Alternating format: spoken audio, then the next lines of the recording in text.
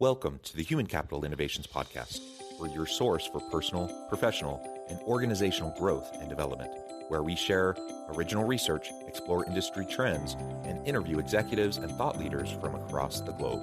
We hope you join us often for practitioner-oriented content around all things related to leadership, HR, talent management, organizational development, and change management.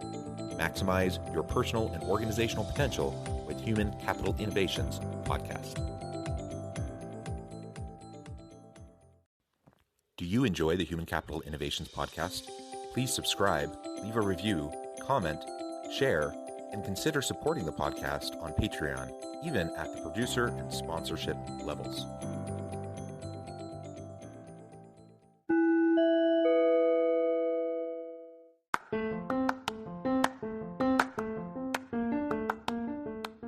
Welcome to the Human Capital Innovations Podcast.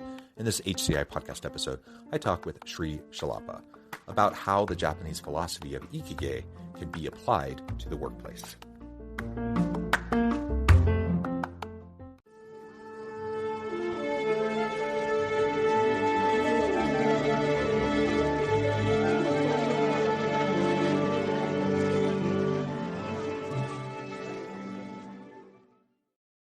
Chellappa, welcome to the Human Capital Innovations Podcast. Well, thanks, John. It's a pleasure to be here. It is a pleasure to be with you today. You're joining us from the St. Louis area. I'm south of Salt Lake City in Utah. And today we're going to be talking about, I know, one of your favorite topics. It's also something that I'm quite fascinated about. I only know a little bit about it. And that is the Japanese philosophy of Ikigai. We're going to be talking about it generally, but also then applying it into the workplace and how that philosophy can guide our leadership approach and style, how we interact with our team, and those team and organizational dynamics. As we get started, I wanted to share Shri's bio with everybody. Shri is the president and co-founder of Engagedly, a people strategy platform software that redefines performance appraisals by simplifying and incorporating elements of employee engagement and development into the performance review process. And I'm sure you'll tell us a little bit more about Engagedly here in a little bit, but I think that's wonderful. Just another really great HR tech offering that can help us enhance what we're trying to do in the workplace with our team. So I think that's fantastic. Anything else you would like to share with us, Shri, from your background or personal context before we dive on into the conversation for today? Yeah, I mean, the context obviously for this conversation is more around leadership and how I like to see leadership from my perspective anyway. But I will add a little bit of color that I have worked across multiple industries. So HR tech, health tech in the past. But in parallel, I also run an entertainment and production company. So we make films and ads and music, record local artists and stuff like that. So I run a recording studio as well. So there are some other aspects in other industries that I have learned from managing people, because the demographic of people who work in production and music and artists like that is fundamentally different than, let's say, in HR tech and health tech, but the principles are the same, which is something I talked about in my article and working on a book on that too. Yeah, fantastic.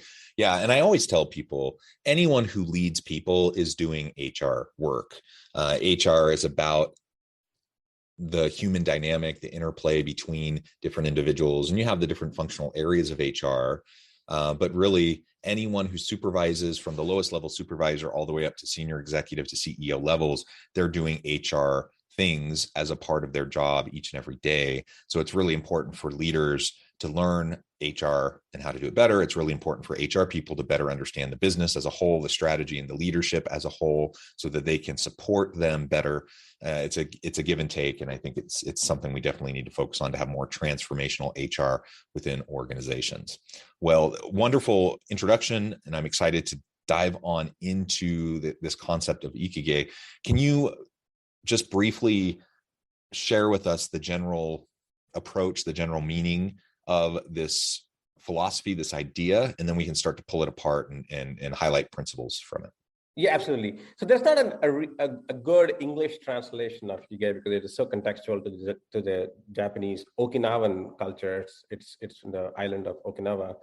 I got fascinated by it when I was reading the book Blue Zones about where people live longer. And one of the 7 blue zones is in Okinawa, and then the authors talked about that they practice this philosophy called Ikigai, or however you say it, which is essentially finding meaning and purpose in their work and their life, which is what helps them get up in the morning, get out of bed, go tend to their gardens, talk to their neighbors and friends, have this cup of tea and work on their, whatever that they do on a daily basis. And it gives them a sense of fulfillment and this level of happiness and joy, I guess is a better word of putting it than happiness. The small pieces of joy that you get throughout the day by doing those interactions and even just spending time in your garden pulling weeds or whatever that you do, right? And I think that's the sense, that's the concept of Ikigai in the real life. And what I have obviously, looked at is say, you spend most of your real life at work, at least in America, we do it in the workplace. Why not bring some of those concepts in here and see how we can make work life better?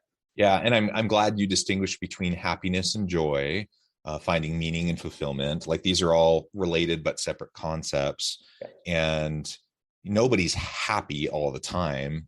In fact, I think that's one surefire way to be unhappy is if you have this expectation that you're always going to be happy, because that's just not how our minds work. That's not how human interaction works. That's not how the human condition is at all. And just the way our emotions are, like we all have ups and downs. We have gives and takes. We have good days, bad days. Like that's completely normal.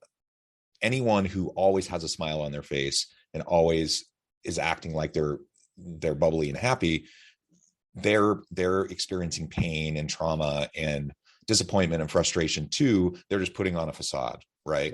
And like so Williams did, right? Exactly. And so we just need to learn to embrace the fact that, yeah, we're not always going to be happy. We're not always going to love what we're doing. That's okay. But what we can do is find meaning, fulfillment. We can find, have passion, purpose, and we can seek joy, overall joy in our lives. And so I think that's a fascinating aspect of this philosophy. And again, as you talk about the Okinawan people, something that they've been able to tap into to just find that consistency, that sustainability in their meaning and purpose and fulfillment in their life that leads to longevity, better mental health, better physical health, social interactions, all of that. Absolutely. I mean, it's similar concept even in the Greek islands. There was one of the blue zones is in Greece, and their food. I mean, they eat a lot of cheese and meat. It's not like they're necessarily eating always very healthy. It's Mediterranean diet, granted, but a lot of goat, red meat. They drink a lot of wine, and even Sardinia in Italy is one of the blue zones. So if you look at it, there are a lot of other elements than what you would normally decipher from just reading the scientific journals of diet and exercise. These guys are not working out every day or are eating your calorie restrictive diet or anything like that. So there's more to it, obviously, and the same thing can be applied to workplace too. So yeah, exactly. And like you said, we spend the vast majority of our life at work.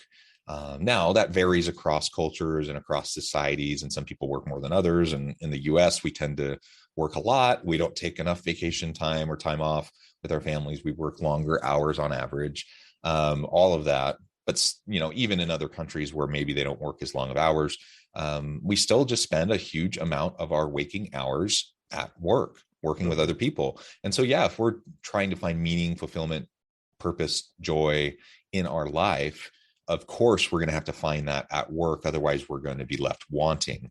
And so then the question becomes, well, how do we transform the workplace into a place that can provide that, for me as a leader, for my people, so that they can feel that. And of course, then it naturally becomes a culture and an environment that attracts great people, that helps you retain great people. Everything that goes into engagement, employee engagement and satisfaction is built upon these components that we're talking about. And so let's start to talk through how we can start to design work in a way that can align with Ikigai philosophy so that people can wake up every day excited to go to work. That doesn't mean that they're going to love everything they're doing all the time, because nobody does, but that they can generally feel that connection to their work. They can feel excited to go spend a significant amount of time, their life, in the workplace?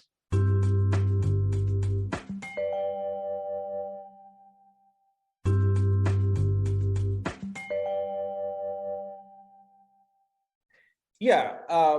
So I think it starts at the time of hiring, to be honest.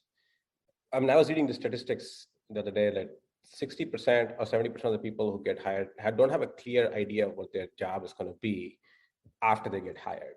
And it changes too. So when you're hiring somebody, you might be hiring them for a specific role or a specific job. And maybe that's accurate in the first few months, but with the changing conditions, changing market dynamic, it's going to veer off and it's going to change. It's going to evolve over a course of time. So really, you need to be focused on what your hiring practices and your approaches to begin with, and then can your culture adapt as the market changes to that. So I'll briefly explain the Ikigai model from workplace perspective without getting into too many details. So I look at it as three different circles that overlap. So if you look at the Venn diagram, so visualizing it for people on the audio, there's one circle which is what an employee loves and enjoys doing, right? The other circle, second circle, is what an employee or the person is really good at. And they may or may not be the same. Some people are really good at math, but maybe they enjoy playing music, for example. The third circle is what the organization or the management really values, right? What I call the Ikigai blue zone is when all three circles overlap in the center, right? So, by the way, that area can be bigger or smaller, so it's not necessarily to scale. So you're looking at try to find work with your work as a manager, as a leader, as in your organization, working with people to position them as close to or as much of their work as possible in that blue zone where the employee is good at what they do. They actually enjoy that work, and it provides meaning because it adds value to the organization's goals and purpose. So obviously you need to have a culture where organization goals and purposes are transparent. There's accountability, there's alignment, and things of this nature. So there's some changes organizations have to be at as well. A lot of times people do things and they don't even know why they're doing it because the manager asked them to, but they have no idea how it's actually moving the needle at the org level. So that's the blue zone. The red zones are when there's no overlap. So you have a lot of things of value in an organization, but nobody is either good at it or enjoys doing it. So you don't have anybody really doing it. So you have people working who in that zone who are neither good at it nor enjoy doing it. Recipe for disaster. People will quit, bad outcomes for the organization. Then there's the other place where employee is really good at something, but they really don't enjoy it and has no organizational value, right? For that. For example, if somebody, let's say I'm in a technology company and somebody really enjoys doing graphic design, but there is no value for that technology company. I'm not saying there isn't, but maybe in this specific case there isn't. And that person is maybe not even that good at it. So I can't, even if I could find a value, there's nothing that employee can contribute, but they really enjoy doing it. So that's a red zone. So those any of the zones where there's absolutely zero overlap is a red zone. Try to avoid red zones at all costs if possible, or at least minimize the amount of work in the red zone for an employee. Where there's two circles overlapping, those are what I call a purple zone, where there's at least either value or there's something they're good at and they're enjoying, maybe not as much value. And not all purple zones are equal. So you obviously need to figure out which purple zone is better than the others, and try to move as close to blue zone as possible. 100% of the work, like you said, will never be in the blue zone, right? Every day we have to get up, brush our teeth, shave, wear our clothes, do the laundry on the weekends. There are a lot of red zone activities there. That's fine. But if your majority of your time is being spent in the blue zone or the purple zone, you're in a good spot.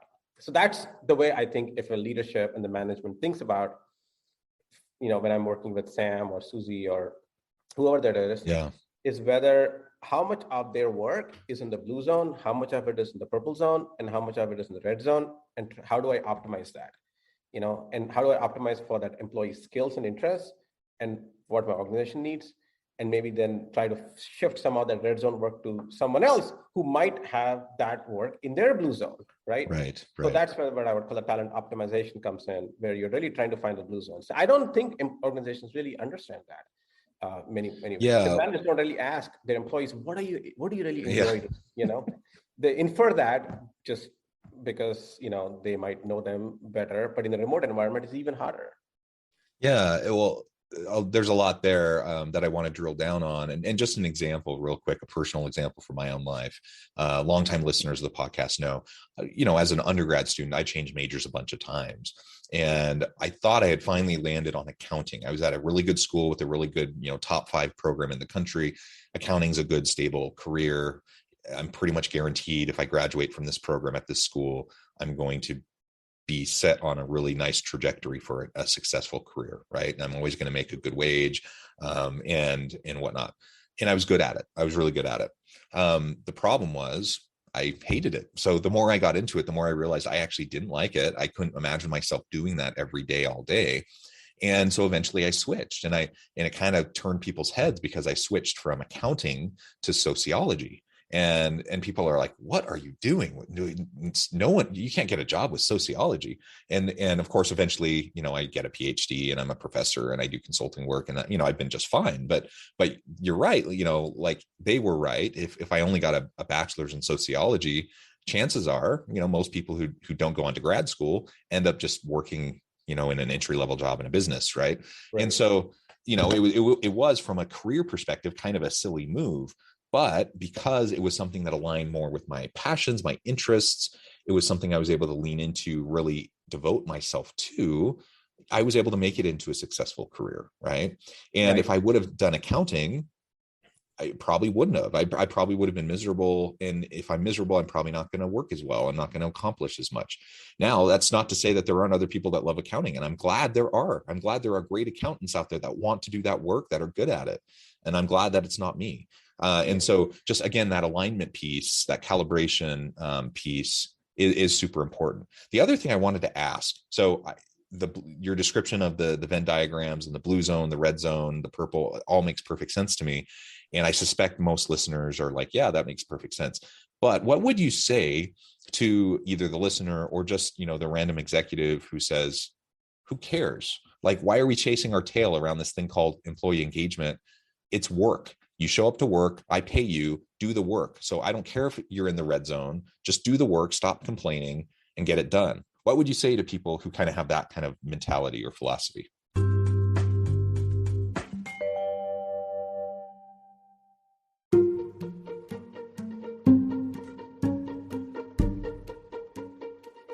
Welcome to the Human Capital Innovations Academy. Courses, micro-credentials, and certificates to upskill and reskill for the future of work. All HCI Academy courses, micro-credentials, and certificates are designed, developed, and delivered by award-winning and internationally renowned scholars, educators, thought leaders, executives, and practitioners. Our courses, micro-credentials, and certificates will help you make your mark on the future of work and make an immediate impact in your organizations. Check out the HCI Academy and our many course offerings and certificates to upskill and reskill for the future of work.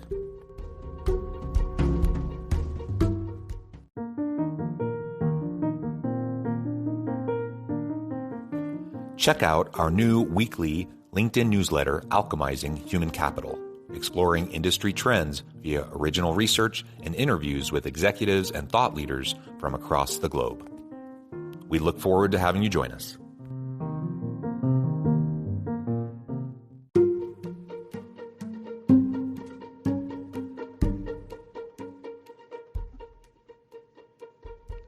Check out Human Capital Innovations magazine, Human Capital Leadership. Human Capital Leadership is a free, interactive e-magazine with the mission to help individuals, leaders, and organizations find innovative approaches to maximize their human capital potential. We publish issues quarterly in August, November, February, and May. Take a look at the latest issue and let us know what you think.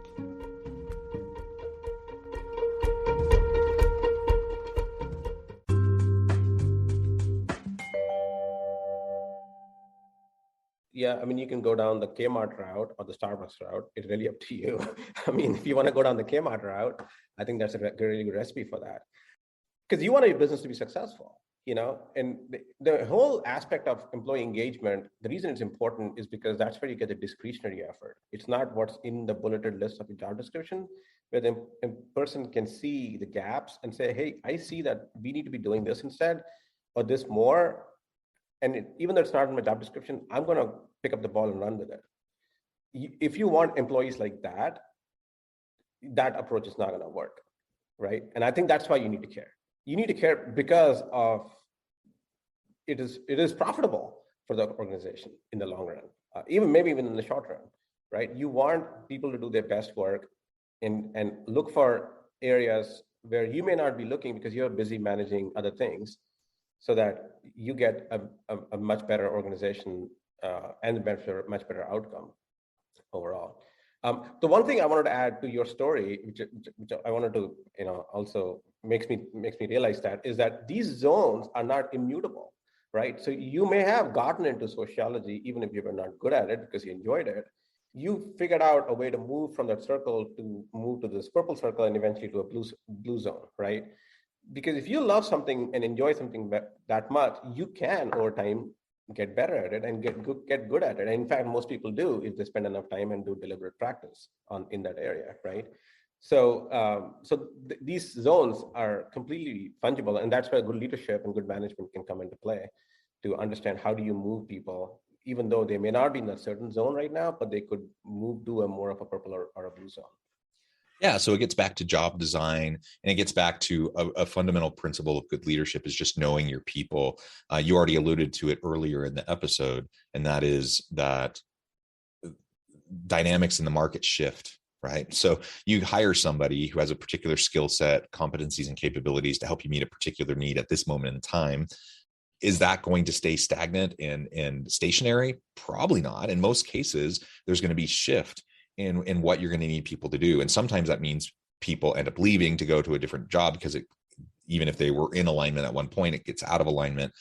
For other people, it's about reskilling and upskilling and just trying new things, but in all of this, and it's one of the really hard jobs of leadership, is that you have to create a culture and a dynamic where you foster trust with your people so that you can have open communication and dialogue where they can share where they're coming from with their work without fear of, being punished for just being honest about, I really don't like doing this thing. I'm not particularly good at it. Is there a way we can shift, what I'm doing? And most people aren't going to say that to you. So you have to be able to create an environment where people are more likely to speak up.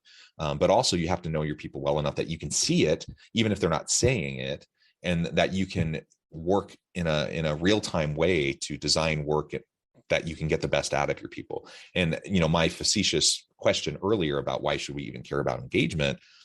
I mean, the research is so crystal clear on this. There's so much research that shows the positive organizational bottom line outcomes for highly engaged workers in our workforce. There's a clear human case too, as is evident just from our conversation today about Ikigai. You find more meaning, purpose, value, fulfillment, all of that. And that brings joy and just improves the lives of people. So the human case is clear. The business case is equally clear. You get better work, you get better stuff, you get better customer interactions, you get more innovation, you get more creativity. All of that is what organizations want and need. And when people aren't engaged, when they're just kind of going through the motions of their day, mistakes happen at a higher level. Just kind of lackluster, crummy work happens, negative consumer and customer interactions happen. All of that stuff happens. People aren't committed to their work. They're not loyal. They're going to spend half their day just looking at jobs rather than doing their actual work. So if you have people stuck doing stuff that they hate or they're not good at, just saying, suck it up, stop complaining, do your work. I mean, it's a really stupid way to approach that problem. And it speaks to a higher level strategic leadership gap, an issue within that organization, right? So that's why we have to care about this. It's not just warm, fuzzy, fluffy stuff. This is like actual bottom line impact. And unfortunately, what I see in many organizations, probably most organizations, is that even if they understand it conceptually and they give lip service to the importance of this, the implementation isn't always as effective. And then there's plenty of organizations that don't even give lip service to it. They just don't even talk about it as a priority. And so we need to do better at creating environments where our people can thrive at work that will drive better outcomes for everyone. It will make you look better as a leader because your team is producing. It'll make your people be more productive. They will have better career prospects because they are learning and growing and producing. It's a win-win-win all the way around. It totally is. And I think what is important, however, is that first of all, it needs to be an organizational directive or organizational culture that needs to support it, because then it permeates down. But at the end of the day, I think what also one of the things that happens a lot is that we get a lot of people promoted to managers just because they were individual contributors. And then they realize this, maybe they may not say it, but they really realize that they really suck at managing people, or they don't want to have the difficult conversations with their employees. One of the first things, for example, that a manager really struggles with is letting an employee go. I've noticed that time and time again. It's like almost like a rite of passage. You may have a title of manager, but you have not really earned it until you have to let an employee go. That's the hardest conversation. It's harder because they self-doubt whether it was something I did wrong, and maybe you did do something wrong. But it's the same concept of did I do everything I could to make sure that people are working in my blue zones or purple zones? And if they had that kind of training, or if they had that kind of a mindset or in the culture, maybe then they can make better decisions. Like I gave everything I could to this organization, to this team, in terms of structuring the teams, instructing the people, the right skill sets. And I just could not find this employee does not fit anywhere in my blue or purple zones. That employee is operating in the red zone, and I don't see a path to get that person to the blue zone. That's when it's an easier conversation, at least from a manager's perspective, because they realize that there is no other path but to do that. So the first time managers, and a lot of poor managers do it, they will tolerate a red employee for a long time, which affects the morale of the other people who are in the blue zone and the purple zones. And then they realize that one person is getting away with, operating in the red zone, and they're not being adequately, recognized or rewarded for that. So that's another issue to why you really want people to be operating in a similar zones, because that could really affect the overall morale of your team as well. Yeah, absolutely.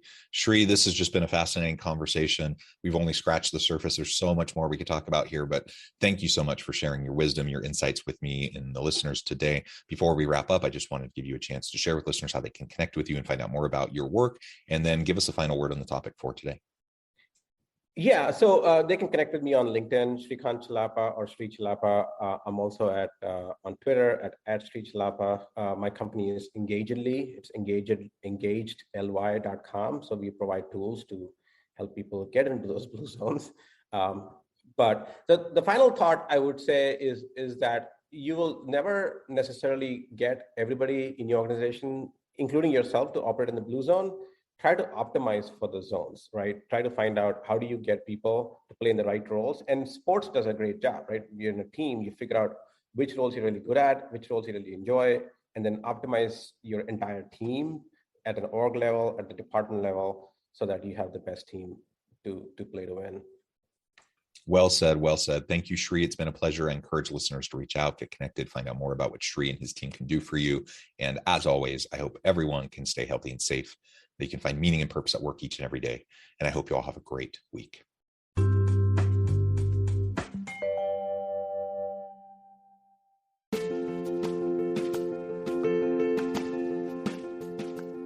Check out my new book, The Future Leader, Creating and Transforming Next-Gen Organizations. Stemming from 2 decades of professional experience and over 600 in-depth interviews with executives, thought leaders, and scholars from across the globe, The Future Leader will help you explore the ordinary, everyday actions that will help you to prepare to lead in the future of work, to respond to an uncertain future, and to produce extraordinary results for individuals, teams, and organizations.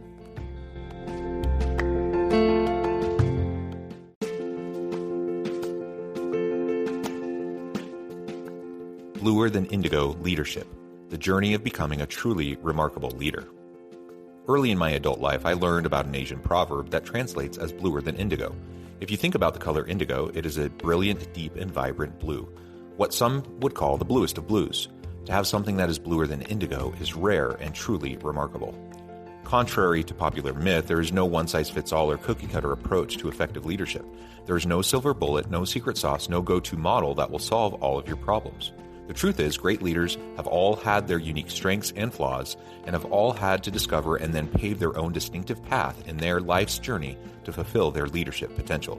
Bluer Than Indigo Leadership will help you discover your own path and explore those ordinary, everyday actions that will help you respond to an uncertain future and produce extraordinary results for individuals, teams, and organizations.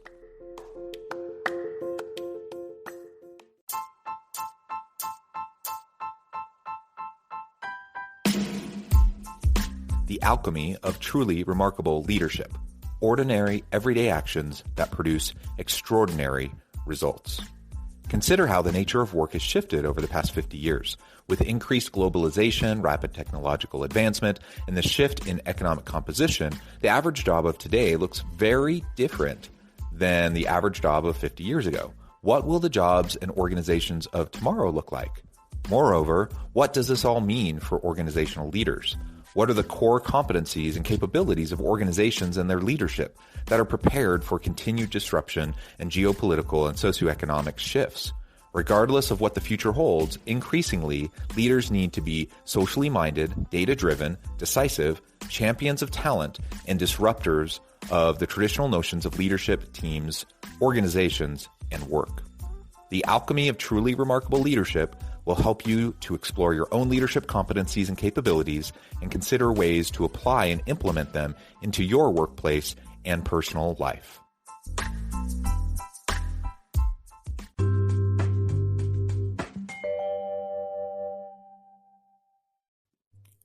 Thanks again for joining us for this episode of the Human Capital Innovations Podcast. I hope you stay healthy and safe and that you have a great week.